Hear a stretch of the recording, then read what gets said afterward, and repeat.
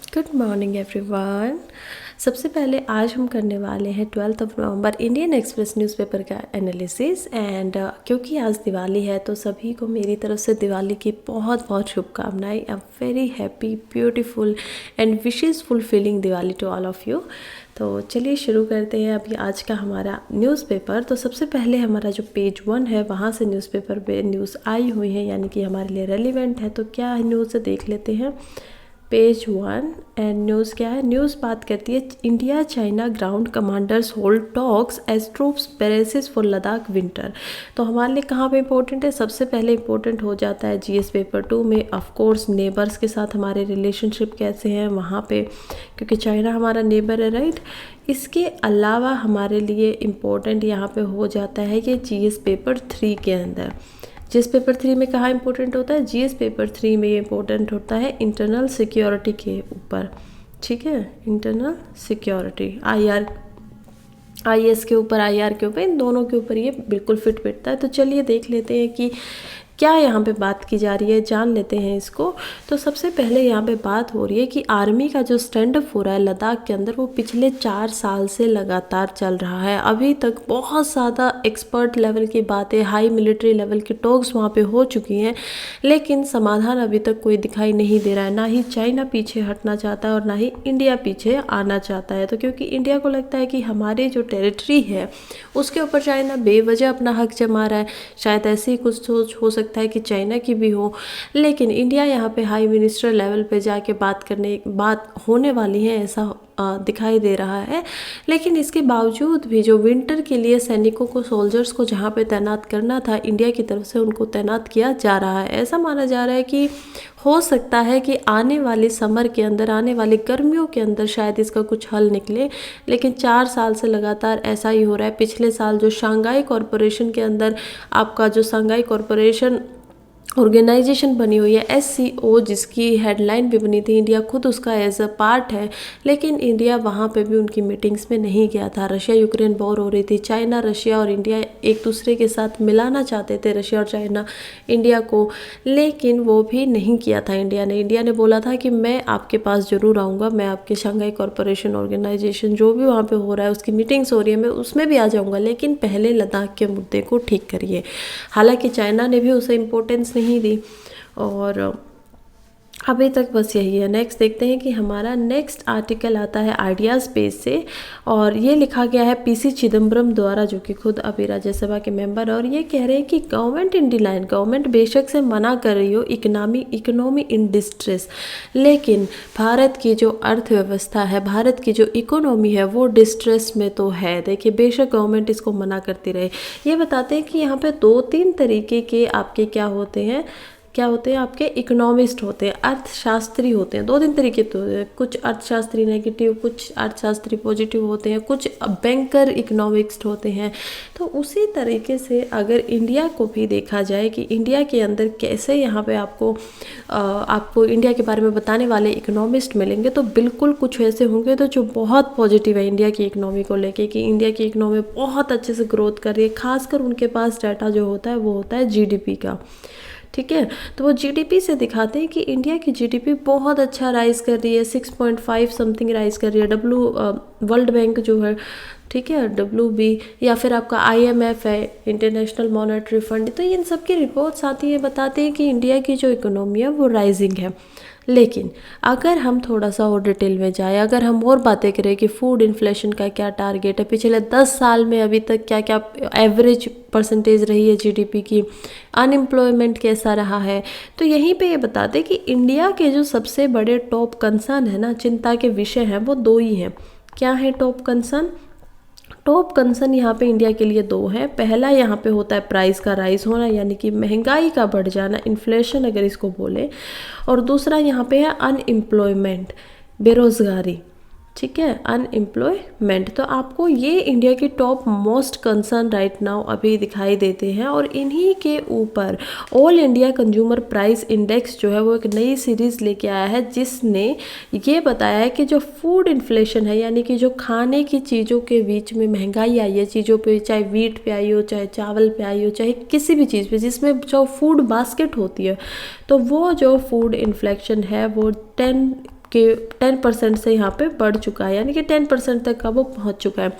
होना कितना चाहिए? आरबीआई के अकॉर्डिंग हम लोगों ने देखा है, हर बार मैं आप लोगों को बताती हूँ कि आरबीआई के जो उर्जित पटेल जी थे गवर्नर, उन्होंने 2013 में ये एक नई थ्योरी निकाली थी कि हम इसको कैसे रोक सकते हैं, राइट। तो फिलिप्स जो कर्व होता है आपका इकोनॉमी के अंदर होता है फिलिप्स कर्व। क्या होता है फिलिप्स कर्व? फिलिप्स कर्व होता है कि जैसे जैसे आपका इन्फ्लेशन घटेगा, यानी कि महंगाई घटेगी, वैसे वैसे बेरोजगारी बढ़ेगी, यानी कि कोरिलेशन दिखाता है, ठीक है। क्या दिखाता है? ये एक रिश्ता दिखा रहा है कि अगर एक चीज़ डाउन जा रही है तो दूसरी चीज़ अप जाएगी। जैसे जैसे महंगाई बढ़ेगी वैसे वैसे आपका जो अनएम्प्लॉयमेंट है यानी कि वो भी घटेगा, बेरोजगारी घटेगी, ऐसा यहाँ पे देखने को मिलता है। लेकिन इतनी महंगाई होने के बाद भी जब फूड की महंगाई होती है और जब उर्जित पटेल जी अपनी कमेटी बनाते हैं, इन सब चीज़ों को मद्देनज़र रखते हुए ही वो क्या करते हैं, वो कहते हैं कि इंडिया को अपना जो इन्फ्लेशन रेट है उसे प्लस या -2.4 रख लेना चाहिए, ठीक है।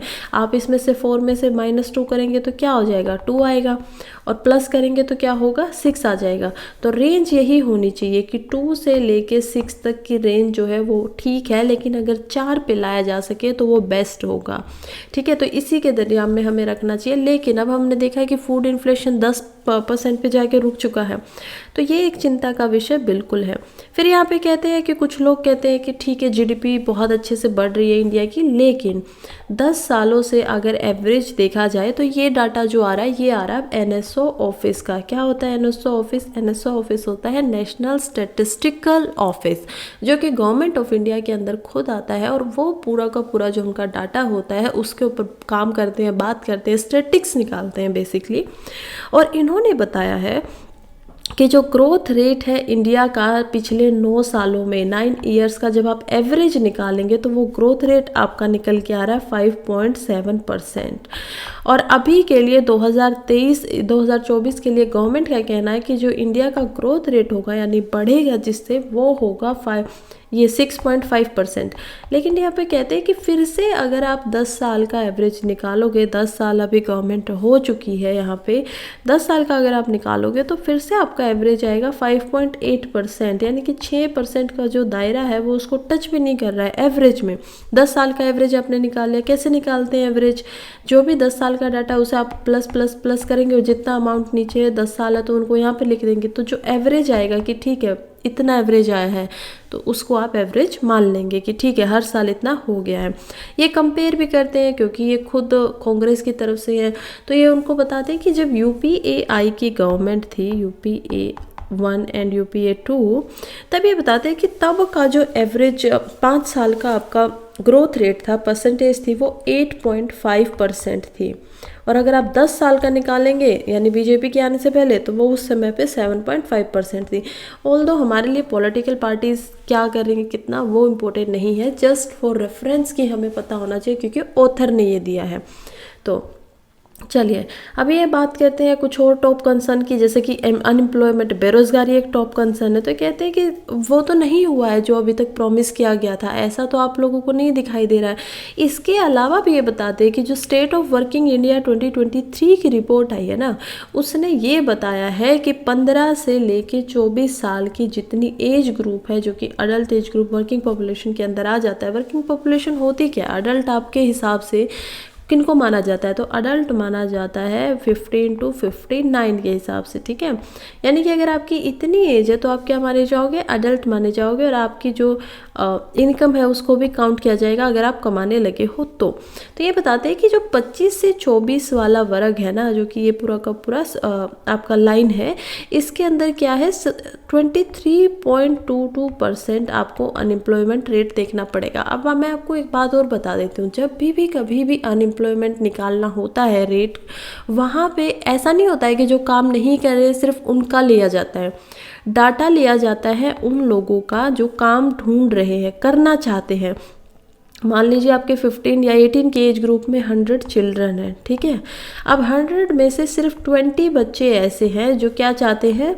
वर्क करना चाहते हैं। उन 20 में से कितनों को? सिर्फ 2 बच्चे ऐसे हैं जिनको काम मिला हुआ है, ठीक है, जो वर्किंग है। अब बच गए कितने यहाँ पे 18 जो बच्चे हैं, यानी कि आपको अगर यहाँ पे मैं बताऊँ तो सिर्फ आप इनको कितनों को मिला हुआ है, इनको सिर्फ 10% जो है 20 में से 10% उनको मिला हुआ है एम्प्लॉयमेंट। और यहाँ पे डाटा क्या निकल के आएगा कि 90% जो लोग हैं वो अनएम्प्लॉयड हैं, ठीक है, और उनका अनएम्प्लॉयमेंट रेट है। लेकिन ऐसे डाटा नहीं निकालना है, क्योंकि फिर से मैं आपको बता रही हूँ कि 20 में से 90% ठीक है, लेकिन आप जब 100 में से निकालेंगे तो ये 90% नहीं होगा ना, 100 में से ये 20% होगा और उसमें से भी आपका 2% कट हो चुका है, तो टोटल कितना आएगा 18%, कि 18% अनएम्प्लॉयमेंट रेट है। अब आप देखेंगे कि सिर्फ 20 लोगों को काम मिला है 100 में से, तो बचना तो ज़्यादा चाहिए था, लेकिन यही यहाँ पे होता है कि अनएम्प्लॉयमेंट सिर्फ और सिर्फ उन लोगों का निकाला जाता है जो इच्छुक हैं काम करने के। जो इच्छा नहीं रखते हैं, वो कहते हैं कि नहीं हम काम नहीं ढूंढ रहे, तो उनका अनएम्प्लॉयमेंट नहीं होता है, उनको बेरोजगारी के अंदर नहीं डाला जाता है। खैर नेक्स्ट हम चलते हैं और ये बताते हैं कि बहुत सारे जो बच्चे हैं, जैसे ग्रेजुएट जो बच्चे हैं, वो 42% ऐसे ग्रेजुएट्स हैं अभी इंडिया के अंदर जिन्होंने ग्रेजुएशन पास कर रखी है, लेकिन उनके पास खुद को काम करने के लिए नहीं है। और ये भी बताते हैं कि इस गवर्नमेंट के अंतर्गत लगभग 22% ऐसी जॉब्स गई हैं जो कि गवर्नमेंट के अंदर आती है, मतलब उनका डिक्लाइन हुआ, कमी हुई है 22% जॉब्स। तो ये ऐसा कुछ डाटा यहाँ पे बताते हैं। और फिर बताते हैं कि देखिए सितंबर से मिनिस्ट्री ऑफ फाइनेंस जो होती है ना, वो एक मंथली रिव्यू पब्लिश करती है। जैसे सितंबर में उन्होंने 2023 में किया था, अक्टूबर 2023 का, और उन्होंने वहाँ पे अकॉर्डिंग टू ऑथर कुछ ग्लूमी सी भाषा में कोड वर्डिंग में बात की है कि इंटरेस्ट रेट बढ़ने वाले हैं, आपका जो प्राइसेस होंगे यानी कि महंगाई होगी वो भी बढ़ जाएगी, ग्रोथ स्लो डाउन हो जाएगी, हाउस होल्ड घरों का जो कंजप्शन होता है, आप लोग खाते पीते हैं यूज़ करते हैं, वो कम हो जाएगा, सेविंग्स हैं वो डिक्लाइन करेंगी, और जो बोरोविंग्स हैं यानी कि आप किसी से कर्ज ले रहे हो वो आगे आने टाइम में बढ़ता हुआ दिखाई दे रहा है, ऐसा मानना उनका है। 1 महीने की रिपोर्ट दी है। नेक्स्ट हम चलते हैं सेंटर के ऊपर। यहाँ पे इकोनॉमी पेज पे हम आ गए हैं। पीछे वाला भी ऑफकोर्स जीएस पेपर 3 के लिए हमारा इंपॉर्टेंट था, जो कि एनालाइज कर रहा था चीज़ों को। यहाँ पे हम आते हैं तो ये तो ऑफ कोर्स जीएस पेपर 3 में ही पूरा का पूरा आ जाता है, पूरा पेज ही उसी का है। तो चलिए देखते हैं। पहला आर्टिकल है centre likely to give direct sops to get EV manufacturing in top gear. तो ये बताते हैं कि कैसे जो सेंटर मिनिस्टर है यानी कि जो यूनियन है, गवर्नमेंट है, वो एक नई पॉलिसी लाना चाहते हैं इलेक्ट्रिक व्हीकल्स के ऊपर। अब इसमें इनिशिएटिव्स क्या होंगे, अब इसके अंदर क्या क्या चीज़ें ऐड की जाएंगी, वो तो जब नई पॉलिसी आएगी तभी हमें पता चलेगा। अभी इसके पीछे इतना ज़्यादा दिमाग ख़राब करने की ज़रूरत नहीं है। जस्ट देख लेते हैं कि इसको लेके आने के लिए मिनिस्ट्री कौन सी चाहिएगी। तो ऑफ कोर्स कौन ला के लेके आएगा इसको, मिनिस्ट्री ऑफ कॉमर्स लेके आएगी।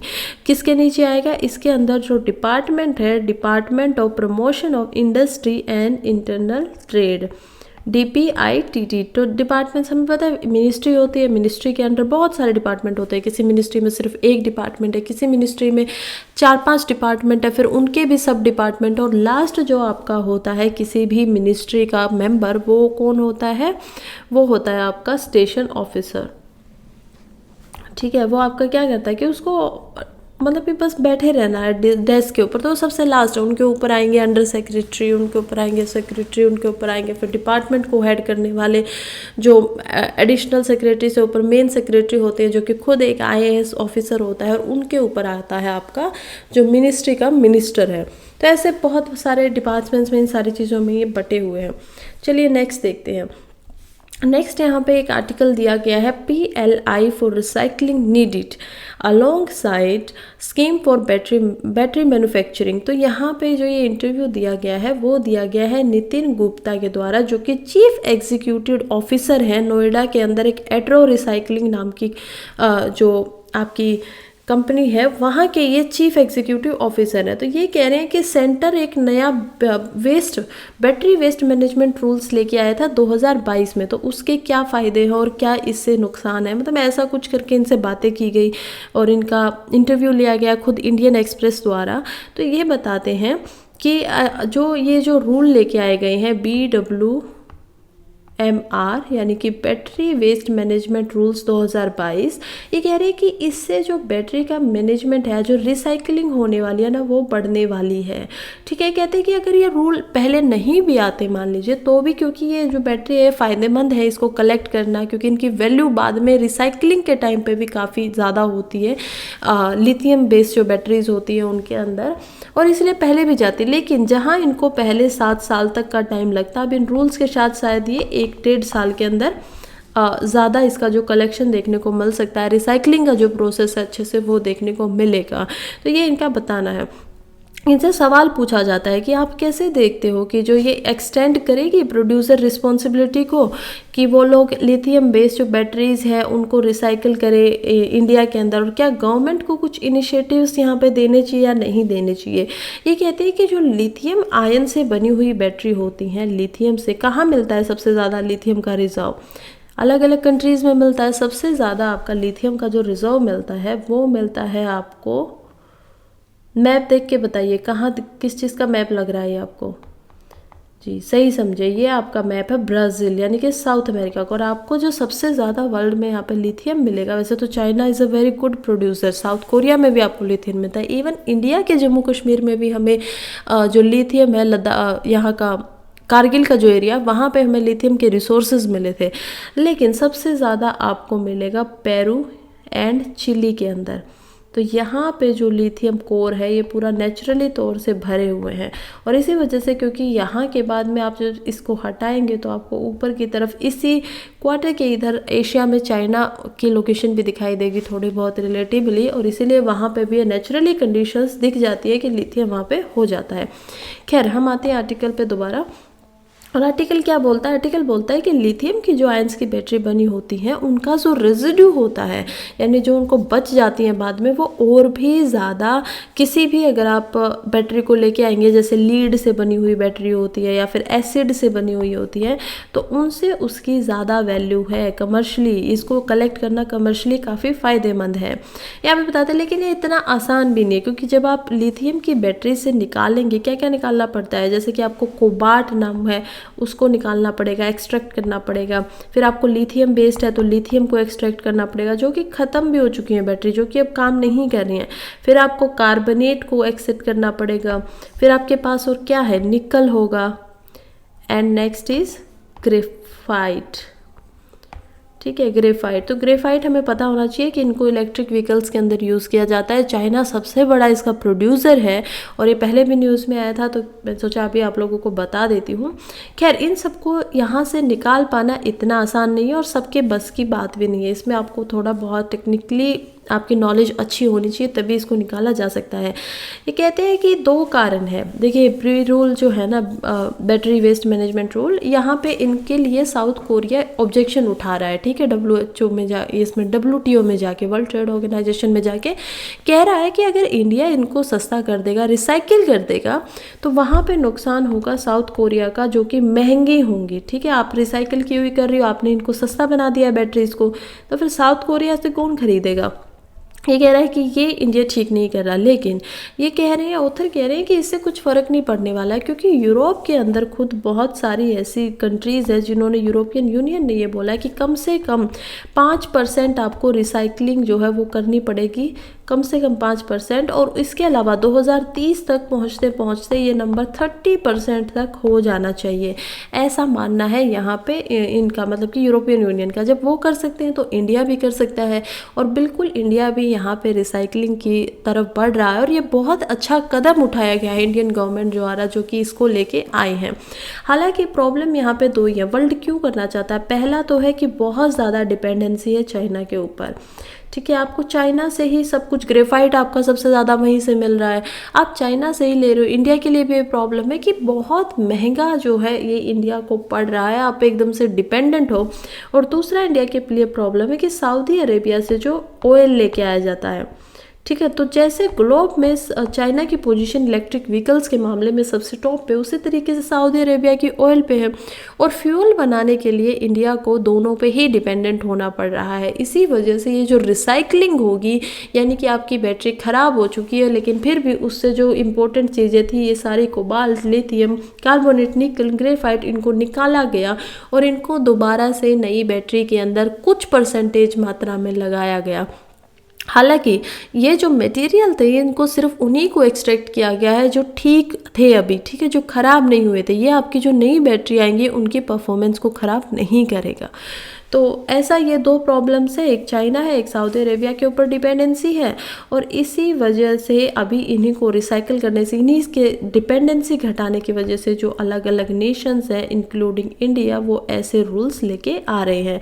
थर्ड, यहाँ पे ये हमारे ऑफकोर्स एनवायरनमेंट के लिए भी बहुत अच्छा होने वाला है। क्यों अच्छा होने वाला है? क्योंकि आप किसी चीज़ को इस्तेमाल करके ख़राब करके फेंक रहे हो, फिर उसका डिकम्पोज नहीं कर पा रहे हो।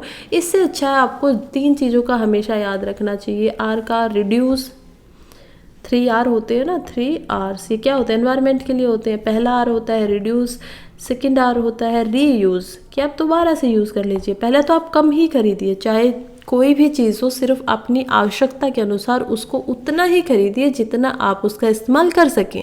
अगर आप एक्स्ट्रा खरीद रहे हो एनीथिंग, चाहे वो आपके कपड़े हो, चाहे कुछ भी हो, तो वो हमारे एनवायरनमेंट के लिए हानिकारक है, हमारी आने वाली जनरेशन्स के लिए हानिकारक है। सस्टेनेबल गोल जो हम लेके चलते हैं उनको हम पूरा नहीं कर पाएंगे।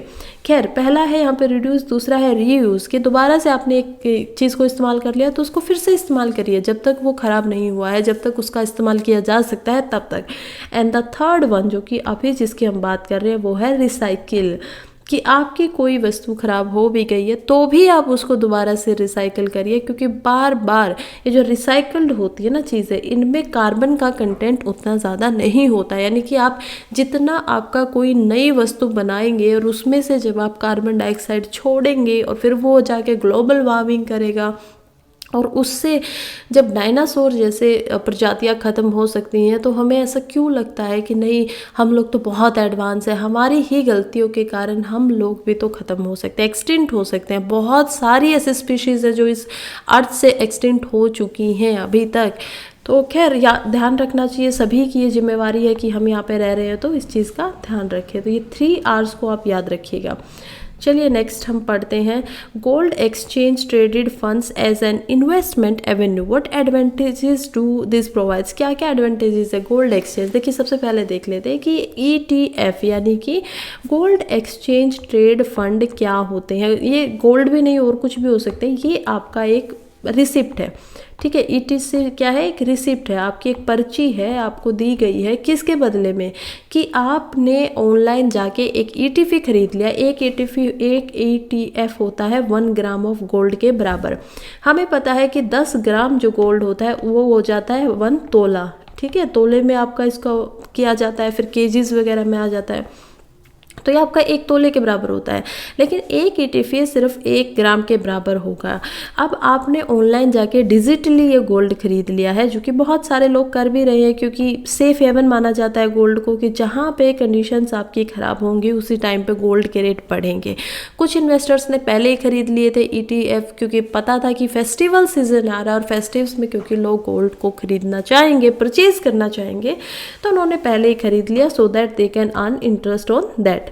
खैर, यह होता है आपका डिजिटल गोल्ड। इसका मतलब है कि आपके नाम का 1 ग्राम अगर आपने एक ETF खरीदा है, तो वो फिजिकल गोल्ड को आपका बैंक के लॉकर्स में वहीं पे रखा हुआ है गवर्नमेंट के पास, और तभी वो आपको उसके रिसिप्ट बना के दे रहे हैं कि इतने गोल्ड से ये गोल्ड आपके नाम होता है। ओके, तो लेकिन अब ये सेफ हेवन है, बहुत सारा आप ETF को समझ चुके हैं यहाँ पे। अब हम बात करते हैं कि बहुत सारे जो लोग हैं अभी वो इन्वेस्टमेंट को यहाँ पे बढ़ा रहे हैं गोल्ड के अंदर, सेल्फ हेवन के अंदर। उनको कहाँ लगता है कि शायद शेयर्स वगैरह ग्लोबली अभी टेंशन्स हैं, इन सारी चीज़ें, ये सारी चीज़ें डाउन हो सकती है, इनमें जो इन्वेस्टमेंट है वो ख़राब हो सकता है, इसीलिए सेफ जो आपका सेफेस्ट ऑप्शन है वो जा रहे हैं गोल्ड की तरफ। लेकिन यहाँ पे भी एक प्रॉब्लम हो गई है। प्रॉब्लम यहाँ पे ये है कि गवर्नमेंट ने जितने भी आपके ईटीएफ होते थे, जो कि पहले टैक्स के स्लैब में कुछ आते थे कुछ नहीं आते थे, पर्टिकुलर टाइम तक के आपको इनिशिएटिव दिए गए थे, लेकिन अभी इरिस्पेक्टिव ऑफ टाइम्स कि आपने कितने टाइम से उसको ख़रीदा हुआ है, अब आपके सभी जो गोल्ड के ईटीएफ्स हैं वो आते हैं टैक्स के स्लैब के अंदर। ठीक है, आपको टैक्स उस पर देना ही पड़ेगा। और यही यहाँ पे आके थोड़ा सा प्रॉब्लम दिखाई दे रहा है कि अब शायद वैसे इससे भी ज़्यादा फर्क नहीं पड़ेगा, इन्वेस्टमेंट कंटिन्यूसली राइज रहने वाली है, लेकिन अब ये अट्रैक्ट करेगा दोबारा से फिजिकल गोल्ड को। लोग फिजिकल गोल्ड को छोड़ के ये रिसिप्ट क्यों खरीदना चाहते हैं? क्योंकि फिजिकल गोल्ड को अगर आप खरीद लेंगे तो 2-3 प्रॉब्लम होंगी। हो सकता है कि वो इम्प्योर हो, राइट, कि आपको प्योरिटी का जो जितना मिलना चाहिए था उतना प्योर नहीं मिला है। सेकंड, हो सकता है कि चोरी होने का डर रहता है, थेफ्ट, तो आपको डर रहेगा, आपको उसको संभाल के रखना पड़ेगा। तो ये 2-3 ऐसी प्रॉब्लम्स थी जिनसे बचने के लिए लोग ईटीएफ्स की तरफ जा रहे थे, लेकिन क्योंकि वहाँ पे भी टैक्स लगने लग गया है तो हो सकता है कि लोग फिर से ज़्यादा अट्रैक्ट होने लग जाए आपके फिजिकल गोल्ड की तरफ। लास्ट पेज पे हम पहुंच गए हैं और यहाँ पे है द वर्ल्ड पेज से आज बात कर लेते हैं। Gaza hospital goes dark as Israel attacks put it at odds with allies.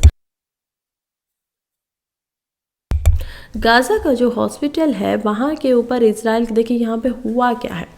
Gaza का हॉस्पिटल है, ठीक है, वहाँ पे एयर स्ट्राइक्स हो रही थी, बहुत सारी चीज़ें हो रही थी। हॉस्पिटल का नाम है शिफा हॉस्पिटल। इस हॉस्पिटल में गाज़ा की जो मिलिट्री है या जो आपके हमास का जो ग्रुप है, मिलिटेंट्स हैं, और उनकी और जो बैटल होती है किन के बीच में? इजरायली सोल्जर्स के बीच में, इजरायली सोल्जर्स।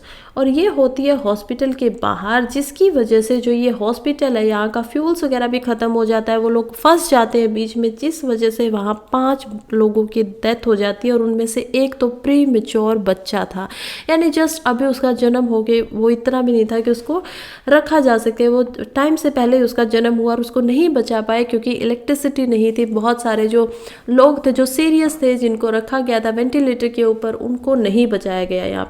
यहाँ पे जब बात उठी इसकी तो ह्यूमन राइट्स के भी, तो इजराइल का बोलना है कि क्योंकि बहुत सारे जो हमास के लोग हैं, जो हमास के पर्सन हैं, मिलिटेंट्स हैं, वो लोग छुपे हुए हैं हॉस्पिटल्स के नीचे और वहीं से वो लोग क्या कर रहे हैं, कमांड्स वगैरह दे रहे हैं, वहीं उनके सेंटर बने हुए हैं। हालांकि जो हॉस्पिटल और उसका स्टाफ है उन्होंने इस बात से बिल्कुल मना किया है। खैर, डाटा की तरफ देखते हैं तो पैलेस्टाइन से अभी 11,000 से प्लस लोगों की जान जा चुकी है। लगातार ये रोज़ का डाटा बढ़ता है, रोज़ 20, 30, 40, 50 लोगों की जान वहाँ पे जाती है। और इजराइल से ये थमा हुआ है, यानी कि कम से कम 15 दिन से वहाँ पे 1240 लोगों की डेथ हुई थी। टोटल इंजरी वही है कि 20,000 से ज़्यादा लोगों को इंजरी हो चुकी है पैलेस्टाइन के अंदर, गाज़ा के अंदर, और टोटल इंजरी 5,500 के करीब है इजराइल की तरफ से। और यहीं पे आज हमारा न्यूज़पेपर होता है ख़त्म, क्योंकि संडे का न्यूज़पेपर था। एंड आज मैं आपको यहीं पे बता देती हूँ, क्योंकि कल इंडियन एक्सप्रेस न्यूज़पेपर अपना न्यूज़पेपर नहीं प्रिंट करने वाला है, तो शायद कल आप लोगों को न्यूज़पेपर नहीं मिलेगा। ऑल्दो जो कुछ और न्यूज़ मुझे मिलेंगे कहीं से, मैं कोशिश करूँगी बिल्कुल उसको लेके आऊँ, लेकिन खैर ये इन्फॉर्मेशन थी आप लोगों के लिए। एंड अगेन एक बहुत प्यारी आप लोगों को happy Diwali and all the very best for your exams. Thank you.